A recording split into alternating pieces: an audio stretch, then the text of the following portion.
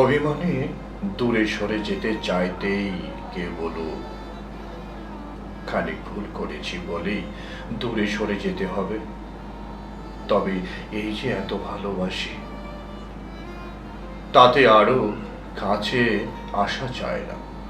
আরো আরো কাছে, অনেক অনেক কাছে। মানুষ বড় অভিমানী প্রাণী। তারা দুজনই কেবল ভাবে এসবই ওই মানুষটা করুক, ওই অন্য মানুষটা, কিন্তু শেষমেশ করা হয় না কারোই।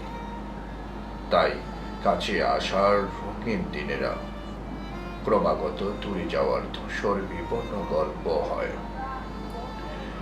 মানুষ বড্ড অভিমানী প্রাণী।